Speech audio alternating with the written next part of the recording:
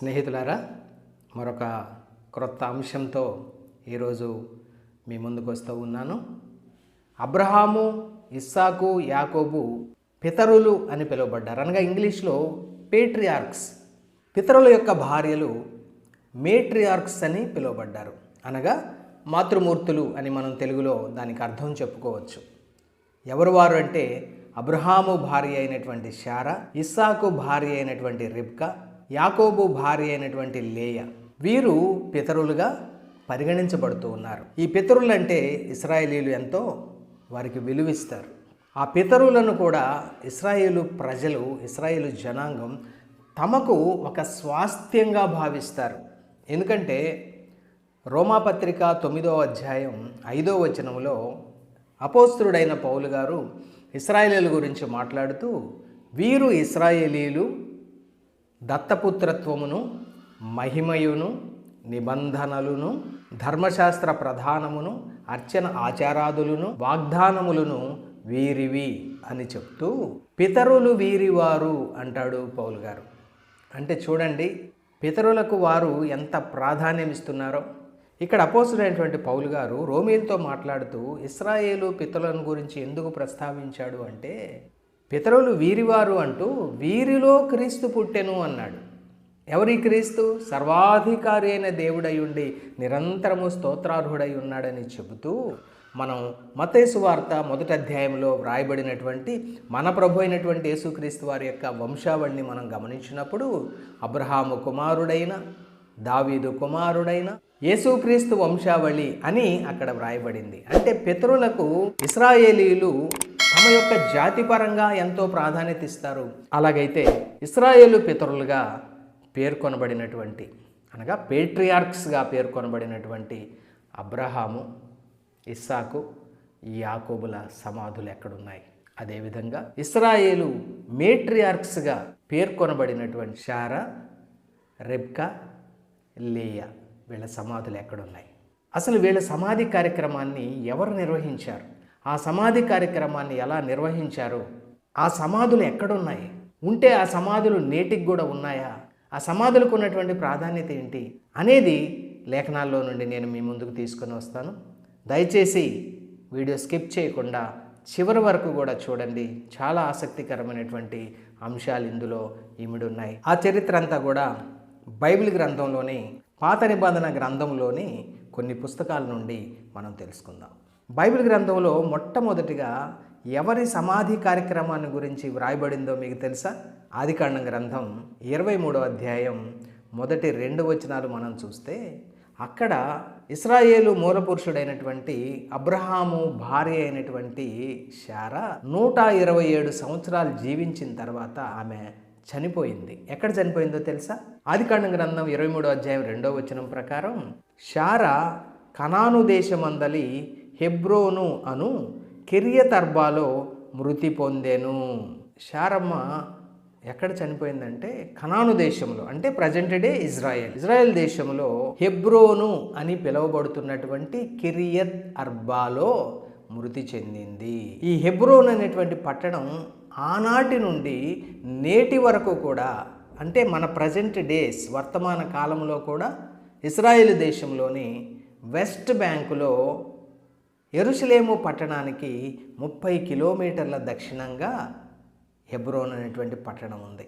ఇశ్రాయేలీలకు 1948 మే 14న ఒక స్వతంత్ర దేశం ఏర్పడినట్లు మనకు తెలుసు. వారు స్వతంత్ర దేశం వారికి వచ్చినప్పటికీ కూడా 1967వ సంవత్సరం వరకు కూడా యోర్దాను దేశ పరిపాలన కింద ఉన్నట్లు మనం చరిత్రలో గమనించవచ్చు. అయితే 1967వ సంవత్సరంలో ఇశ్రాయేలీలు చేసినటువంటి 6 రోజుల యుద్ధం తర్వాత ఈ వెస్ట్ బ్యాంక్ ప్రాంతాన్ని అంతటినీ కూడా ఇశ్రాయేలీలు జయించి వారు స్వాధీనం చేసుకున్నారు. అంటే ఇప్పుడు ఈ వెస్ట్ బ్యాంక్ ప్రాంతం అంతా కూడా ఆక్యుపైడ్ వెస్ట్ బ్యాంక్ కనబడతా ఉంది. అనగా ఇశ్రాయేలీలు తిరిగి స్వాధీనం చేసుకున్నటువంటి భూభాగంగా అది పిలువబడతా ఉంది. అంటే ఈ ఆక్యుపైడ్ వెస్ట్ బ్యాంకులో హెబ్రోన్ అనేటువంటి పట్టణం నేటికి కూడా ఉన్నది. సంఖ్యాకాండం గ్రంథం 13వ అధ్యాయం 22వ వచనం ప్రకారం ఈ హెబ్రోను అనబడినటువంటి ఈ పట్టణము ఐగుప్తులో ఉన్నటువంటి సోయను అనబడినటువంటి పట్టణం కంటే కూడా 7 సంవత్సరాలు ముందుగా కట్టబడినటువంటి పట్టణం అని అక్కడ వ్రాయబడింది. అంటే దీని అర్థం ఏంటంటే హెబ్రోను అనబడినటువంటి ఈ పట్టణం అత్యంత పురాతనమైనటువంటి పట్టణము అని మనకు అర్థమవుతా ఉంది. అంత పురాతన పట్టణం అయినప్పటికీ కూడా నేటికి కూడా ఇశ్రాయేలు దేశంలో మన వర్తమాన కాలంలో కూడా ఒక పట్టణంగా విరాజిల్లుతూ ఉంది. అబ్రహాము శారా నిమిత్తము అంగలార్చుటకును ఆమెను గూర్చి ఏడ్చుటకును వచ్చెను. భార్య చనిపోయిందని తెలిసి అబ్రహాం వచ్చి ఏడ్చాడు, అంగలార్చాడు. ఇక ఆ తర్వాత లేచి హేతు కుమారులను చూచి, మీ మధ్య నేను పరదేశినిగాను పరవాసినిగాను ఉన్నాను.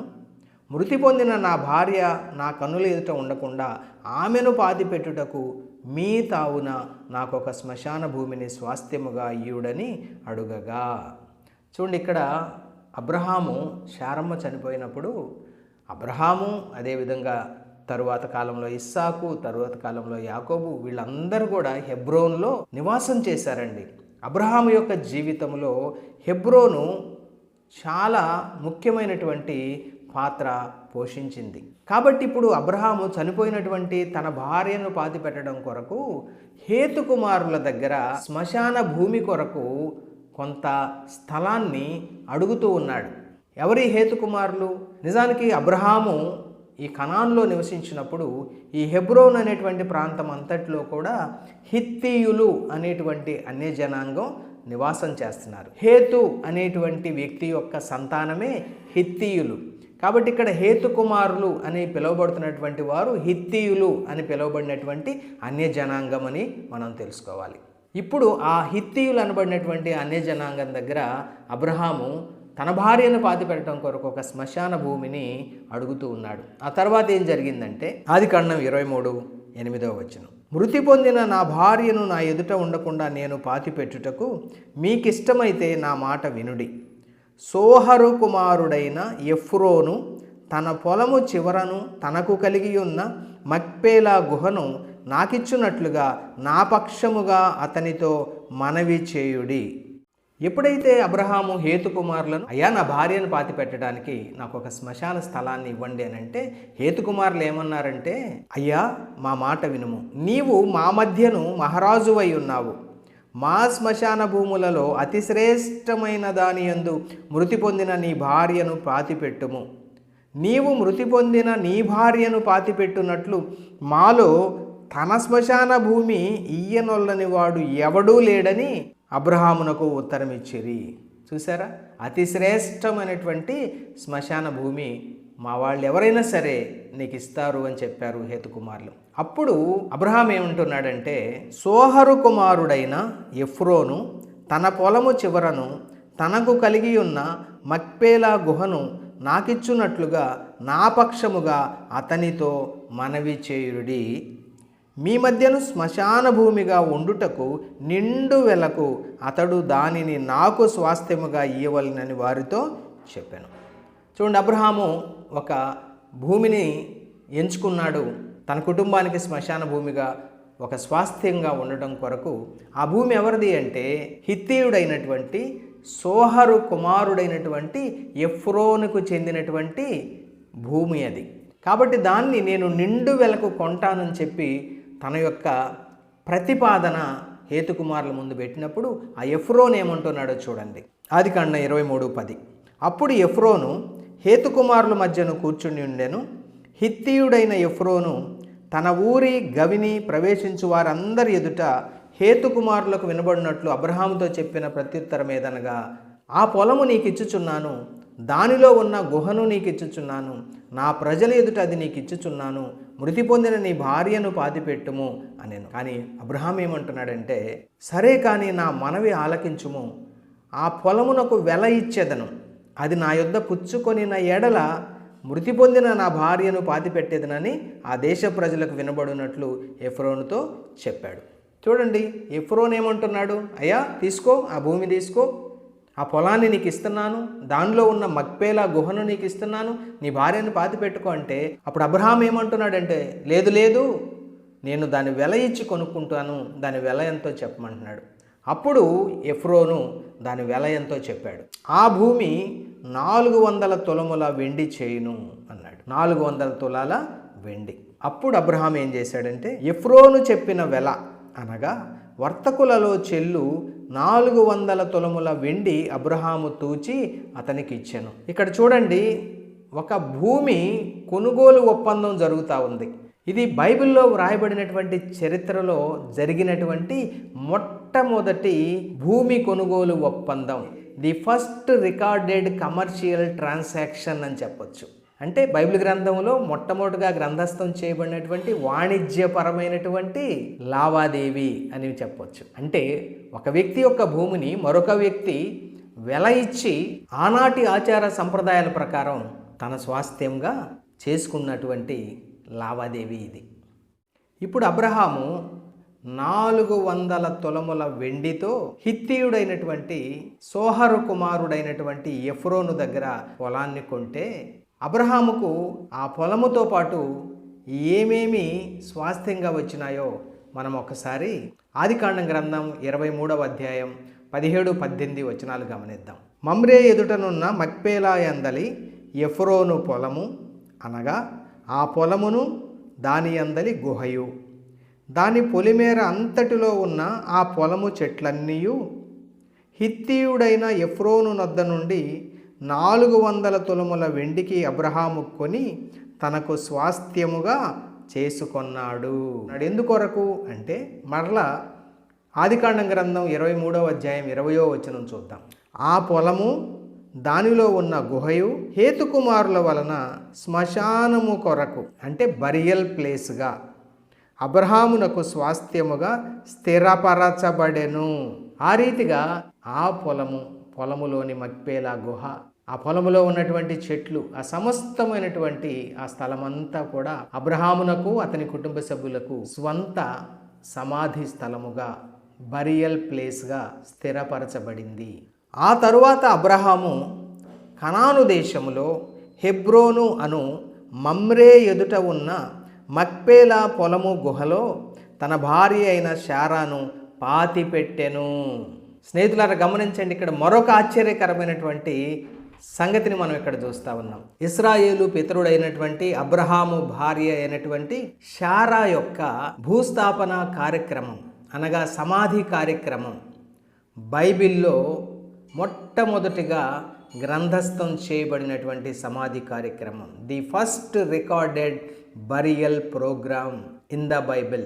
ఇక హెబ్రోనులోని మక్పేలా గుహలో సమాధి చేయబడినటువంటి రెండవ వ్యక్తి అబ్రహాము. ఆ సంగతిని మనం ఆదికాండం గ్రంథం 25వ అధ్యాయం 8, 9, 10 వచనాల్లో చూడొచ్చు. అబ్రహాము బ్రతికిన సంవత్సరములు 175. అబ్రహాము నిండు వృద్ధాప్యమునకు వచ్చినవాడై మంచి ముసలితనమున ప్రాణము విడిచి మృతి పొంది తన పితరుల యొద్దకు చేర్చబడెను. హిత్తీయుడైన సోహరు కుమారుడగు ఎఫ్రోను పొలమందలి మక్పేలా గుహలో అతని కుమారులగు ఇస్సాకును ఇష్మాయేలును అతనిని పాతిపెట్టిరి అనగా అబ్రహామును పాతిపెట్టారు. అది మమ్రే ఎదుట ఉన్నది. 10వ వచనం. అబ్రహాము హేతు కుమారుల యొద్ద కొనిన పొలములోనే అబ్రహామును అతని భార్య అయిన శారాయును పాతిపెట్టబడిరి. చూసారా స్నేహితులారా, ఎంత స్పష్టంగా అబ్రహాము ఏ విధంగా తన భార్య అయినటువంటి శారయిని తాను శ్మశానము కొరకు స్వాస్థ్యముగా ఉండునట్లు కొన్నటువంటి మక్పేలా పొలములోని గుహలో శారాను తానే పాతిపెట్టాడు. అనగా శారము యొక్క భూస్థాపన కార్యక్రమం అంతా కూడా అబ్రహాము యొక్క ఆధ్వర్యంలోనే జరిగింది. ఇక రెండవదిగా అబ్రహాము చనిపోయినప్పుడు అదే గుహలో అబ్రహాము కుమారులైనటువంటి ఇష్మాయేలు ఇస్సాకు ఇద్దరు కూడా కలిసి తమ తండ్రి యొక్క భూస్థాపన కార్యక్రమాన్ని నిర్వహించారు.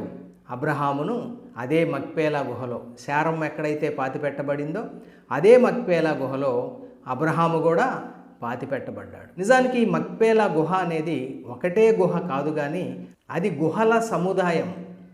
అంటే గుహ వెంబడి గుహ, గుహ వెనుక గుహ లాగా కొన్ని గుహల సముదాయం మక్పేలా గుహ.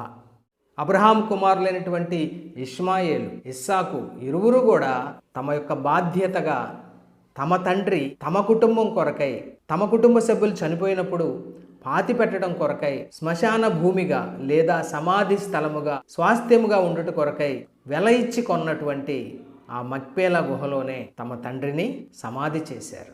ఇక మక్పేలా గుహలో సమాధి చేయబడినటువంటి మూడవ వ్యక్తి ఇస్సాకు. ఆ వివరాలు ఆదికాండం గ్రంథం 35వ అధ్యాయంలో 27, 28, 29 వచనాల్లో మనం గమనించవచ్చు. అబ్రహామును ఇస్సాకును పరదేశులై ఉండిన మమ్రేలో కిర్యతర్బాకు తన తండ్రి అయిన ఇస్సాకు నొద్దకు యాకోబు వచ్చెను, అదే హెబ్రోను. పద్దనరాములో తన మామ అయినటువంటి లాబాను దగ్గర 20 సంవత్సరాలు కొలువు చేసి, ఆ 20 సంవత్సరాలు కొలువు చేసిన తర్వాత అక్కడి నుండి తన 2 భార్యలతో, బిడ్డలతో, దాసదాసీలతో తాను సంపాదించిన యావదాస్తితో యాకోబు హెబ్రోన్లో ఉన్నటువంటి తన తండ్రి దగ్గరకు వచ్చాడు. ఆ తర్వాత కొంతకాలానికి ఏం జరిగిందంటే 28వ వచనం, ఇస్సాకు బ్రతికిన దినములు 180 సంవత్సరములు. ఇస్సాకు కాలము నిండిన వృద్ధుడై ప్రాణము విడిచి మృతి పొంది తన పితరుల యొద్దకు చేర్చబడెను. అతని కుమారులైన ఏశావు, యాకోబులు అతని పాతిపెట్టిరి. ఇస్సాకు కూడా 180 సంవత్సరాలు బ్రతికి వృద్ధాప్యములో మృతి చెందాడు. అతని కుమారులు ఏశావు, యాకోబులు అతన్ని పాతిపెట్టారు. ఏశావు, యాకోబులు తమ తండ్రి అయినటువంటి ఇస్సాకును ఎక్కడ పాతిపెట్టారో ఈ 35వ అధ్యాయంలో మోషే గారు రాయలేదు. కానీ ఇదే ఆదికాండం గ్రంథంలో 49వ అధ్యాయంలో 30వ వచనంలో 31వ వచనంలో ఇస్సాకుని తన 2 కుమారులు ఎక్కడ పాతి పెట్టారనేది అక్కడ వివరంగా వ్రాసాడండి. ఇక్కడ సందర్భం ఏంటంటే, యాకోబు మరణపడక మీద ఉన్నాడు. తన కుమారుడైనటువంటి ఐగుప్తు దేశానికి ప్రధానమంత్రిగా ఉన్నటువంటి యోసేపుతో మాట్లాడుతున్నాడు. ఏమని మాట్లాడుతున్నాడంటే, హిత్తీయుడైన ఎఫ్రోను భూమి అందున్న గుహలో నా తండ్రుల యొద్ద నన్ను పాతిపెట్టుడి. తన కుమారుడికి విన్నపం చేస్తున్నాడు. అయ్యా, నేను చనిపోబోతున్నాను, నేను చనిపోయిన తర్వాత నా తండ్రులు ఎక్కడైతే పాతి పెట్టబడ్డారో అదే స్థలంలో నన్ను కూడా పాతి పెట్టండి అని చెప్తూ ఆ స్థలం ఎక్కడుందో చెప్తా ఉన్నాడు. ఆ గుహ కనాను దేశమందలి మమ్రే ఎదుట ఉన్న మక్పేలా పొలములో ఉన్నది. అబ్రహాము దానిని, ఆ పొలమును హిత్తీయుడగు ఎఫ్రోను యొద్ద శ్మశాన భూమి కొరకు స్వాస్థ్యముగా కొనెను. చూడండి ఎంత వివరంగా చెప్తున్నాడో. తన యొక్క సమాధి ఎక్కడ జరగాలో తన కుమారుడికి చాలా వివరంగా చెప్తున్నాడు.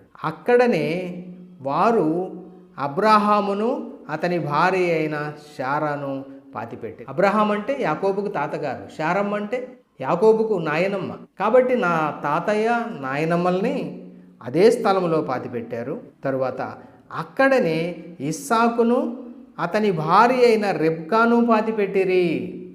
ఇక్కడ చూడండి, మళ్ళా యాకోబు తన తండ్రి అయినటువంటి ఇస్సాకు ఎక్కడ పాతి పెట్టబడ్డాడో చెప్తా ఉన్నాడు. శారమ్మను అక్కడే పాతి పెట్టారు, అబ్రహామును అక్కడే పాతి పెట్టారు, ఇస్సాకును అక్కడే పాతి పెట్టారు.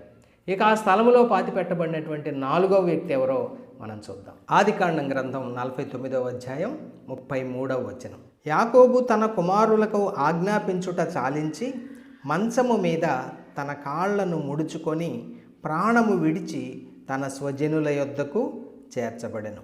ఆదికాండం గ్రంథం 50వ అధ్యాయం 1వ వచనం, యోసేపు తన తండ్రి ముఖము మీద పడి అతని గూర్చి ఏడ్చి అతని ముద్దు పెట్టుకొనెను. మనం ఇప్పుడు ఒక సంగతి ఆలోచించే, యాకోబు చనిపోయింది ఐగుప్తు దేశంలో. కానీ యాకోబు యొక్క కోరిక ఏంటి? తన యొక్క మృతదేహాన్ని కనాను దేశం తీసుకొని వెళ్ళి ఎక్కడైతే అబ్రహాము పాతి పెట్టబడ్డాడో, ఎక్కడైతే శారమ్మ పాతి పెట్టబడిందో, ఎక్కడైతే తన తండ్రి అయిన ఇస్సాకు పాతి పెట్టబడ్డాడో, ఎక్కడైతే తన తల్లి అయినటువంటి రెబ్కా పాతి పెట్టబడిందో అదే స్థలంలో నన్ను కూడా పాతి పెట్టండి అని చెప్పి తన కుమారుల దగ్గర ఒక హామీ తీసుకున్నాడు. ఇప్పుడు ఐగుప్తు దేశం నుండి కనాను దేశానికి ఈ శవాన్ని తీసుకొని వెళ్ళాలి అంటే దూర ప్రయాణం. మరి శవాన్ని ఉన్నట్టుగా తీసుకువెళ్తే ఆ రోజుల్లో నేడు మనకున్నట్టుగా ఫ్రీజర్ బాక్సులు లేవు. కాబట్టి ఏం చేయాలి? ఆ శవం చెడిపోకుండా ఉండాలంటే ఏం చేయాలో ఐగుప్తు వైద్యులకు బాగా తెలుసు. కాబట్టి వాళ్ళు ఏం చేశారో ఇక్కడ ఆదికాండం గ్రంథం 50వ అధ్యాయం 2వ వచనం నుండి వ్రాయబడింది. తరువాత యోసేపు సుగంధ ద్రవ్యములతో తన తండ్రి శవమును సిద్ధపరచవలనని తన దాసులైన వైద్యులకు ఆజ్ఞాపించెను. చూడండి, ఒక ప్రధానమంత్రిగా ఉన్నాడు, అతని కింద దాసులు వైద్యులు ఉన్నారు. వారికి ఆజ్ఞాపించాడు, నా తండ్రి శవం పాడైపోకుండా సుగంధ ద్రవ్యాలతో ఆ శవాన్ని సిద్ధపరచండి అని చెప్పి వైద్యులకు ఆజ్ఞ ఇచ్చాడు. కనుక ఆ వైద్యులు ఇశ్రాయేలును అంటే యాకోబును సుగంధ ద్రవ్యములతో సిద్ధపరచిరి. సుగంధ ద్రవ్యములతో సిద్ధపరచబడు వారి కొరకు దినములు సంపూర్ణమగునట్లు అతని కొరకు 40 దినములు సంపూర్ణమాయను. చూడండి, ఒక 40 దినాల ప్రక్రియ అది. అంటే చెడిపోకుండా ఆ శరీరాన్ని సుగంధ ద్రవ్యాలతో సిద్ధపరచడం కొరకు పట్టేటువంటి 40 దినాలు పూర్తయినాయి. 40 దినాల్లో ఆ శవాన్ని సిద్ధపరిచారు చెడిపోకుండా ఉండటం కొరకు. ఆ తర్వాత ఏం జరిగింది అంటే ఆదికాండం గ్రంథం 50వ అధ్యాయం 13వ వచనం. అతని కుమారులు అంటే యాకోబు యొక్క కుమారులు, యోసేపు అక్కడే ఉన్నాడు, మిగిలినటువంటి కుమారులందరూ కూడా అక్కడే ఉన్నారు. ఐగుప్తు దేశంలోనే వారందరూ కలిసి కనాను దేశమునకు అతని శవమును తీసుకొని పోయి మక్పేలా పొలమందున్న గుహలో పాతిపెట్టిరి. దానిని ఆ పొలమును అబ్రహాము తనకు శ్మశానము కొరకు స్వాస్థ్యముగా ఉండు నిమిత్తము మమ్రే ఎదుట హిత్తీయుడైన ఎఫ్రోను యొద్ద కొనెను. చూడండి, 4వ వ్యక్తిగా పాతిపెట్టబడినటువంటి యాకోబు యొక్క సమాధి కార్యక్రమం కూడా ఎంత వివరంగా వ్రాయబడిందో, అదేవిధంగా ఎక్కడ పాతిపెట్టబడ్డాడో కూడా మరొక్కసారి వివరంగా మోషే గారు ఇక్కడ వ్రాశాడు. ఏ స్థలాన్నైతే, ఏ పొలాన్నైతే, ఏ గుహనైతే అబ్రహాము తన కుటుంబ శ్మశాన స్థలముగా ఉండటం కొరకు కుటుంబానికి స్వాస్థ్యముగా కొన్నాడో అదే స్థలములో యాకోబు యొక్క కుమారులు తమ తండ్రి అయినటువంటి యాకోబును పాతిపెట్టారు. యాకోబు తన అన్న అయినటువంటి ఏశావును మోసగించిన తర్వాత ఏశావు యాకోబును చంపివేస్తాడేమోనని చెప్పి భయపడినటువంటి యాకోబు తల్లి అయినటువంటి రెబ్కా, అదేవిధంగా తండ్రి అయినటువంటి ఇస్సాకు కూడా యాకోబును పద్దనరాములో ఉన్నటువంటి యాకోబు మేనమామ రెబ్కా యొక్క సహోదరుడైనటువంటి లాబాను నొద్దకు యాకోబును పంపించి వేస్తారు. యాకోబు పద్దనరాముకు వెళ్ళేటప్పుడు తన తండ్రి అయినటువంటి ఇస్సాకు సజీవుడిగా ఉన్నాడు, తల్లి అయినటువంటి రెబ్కా కూడా సజీవురాలుగా ఉంది. ఇక యాకోబు వెళ్ళి పద్దనరాములో తన మేనమామ అయినటువంటి లాబాను దగ్గర 20 సంవత్సరాలు కొలువు చేసి తిరిగి వచ్చే సమయానికి ఇస్సాకు ఒక్కడే సజీవుడిగా ఉన్నాడండి. అంటే రెబ్కా ఈ మధ్యకాలంలోనే చనిపోయింది.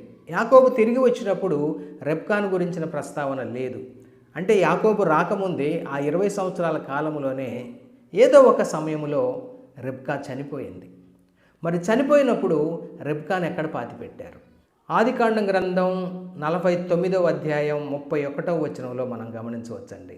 అక్కడనే వారు అబ్రహామును అతని భార్య అయిన శారాను పాతిపెట్టిరి. అక్కడనే ఇస్సాకును అతని భార్య అయిన రెబ్కాను పాతిపెట్టిరి. చూడండి స్నేహితులారా, మమ్రే ఎదుట ఉన్న హెబ్రోనులోని హిత్తీయుడైనటువంటి ఎఫ్రోను పొలములో ఉన్నటువంటి మక్పేలా గుహలో ఇస్సాకు తన భార్య అయినటువంటి రెబ్కాను పాతిపెట్టాడు. ఆ యొక్క సమాధి కార్యక్రమాన్ని గురించినటువంటి వివరణ బైబిల్ గ్రంథంలో లేదు. కానీ రెబ్కా కూడా అబ్రహాము కుటుంబ స్వాస్థ్యమైనటువంటి ఆ శ్మశాన స్థలములోనే ఇస్సాకు తన భార్య అయినటువంటి రెబ్కాను కూడా పాతిపెట్టాడు. ఇక హెబ్రోన్లోని మక్పేలా గుహలో పాతిపెట్టబడినటువంటి 6వ వ్యక్తి లేయా. లేయా అంటే యాకోబు యొక్క భార్య.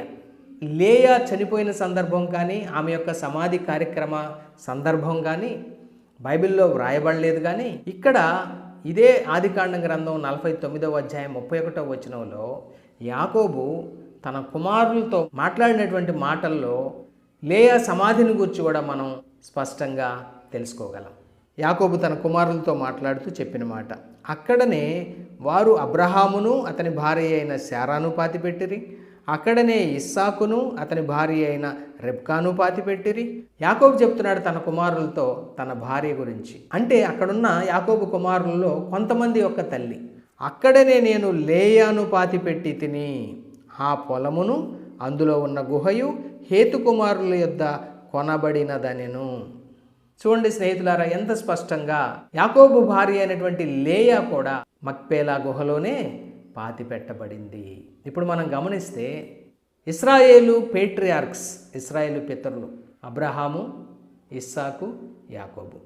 ఇశ్రాయేలు మేట్రియార్క్స్ అంటే మాతృమూర్తులు శారా, రెబ్కా, లేయా. ఈ 6 వ్యక్తులు కూడా హెబ్రోను అనబడినటువంటి పట్టణంలో ఎఫ్రోను పొలములోని మక్పేలా గుహలో పాతిపెట్టబడ్డారు. ప్రస్తుతం ఈ మక్పేలా గుహ కేవ్ ఆఫ్ ది పేట్రియార్క్స్ అనే పేరుతో, టోంబ్ ఆఫ్ ది పేట్రియార్క్స్ అనేటువంటి పేరుతో, కేవ్ ఆఫ్ మక్పేలా అనేటువంటి పేరుతో పిలువబడతా ఉంది. హెబ్రోనులో ఉన్నటువంటి ఈ సమాధుల స్థలం అబ్రహామిక్ రిలిజియన్స్ అని పిలువబడేటువంటి జుడాయిజం, అదేవిధంగా ఇస్లాం, అదేవిధంగా క్రిస్టియానిటీ ఆచరించేటువంటి ప్రజలకు, ముఖ్యంగా యూదులకు, మహమ్మదీయులకు అది ఒక పవిత్ర స్థలముగా ఉంది. అదేవిధంగా క్రైస్తవులకు కూడా ఒక చరిత్రాత్మకమైనటువంటి ఆసక్తి కలిగినటువంటి ప్రదేశంగా కేవ్ ఆఫ్ ది పేట్రియార్క్స్ ఉన్నట్టు మనం గమనించవచ్చు.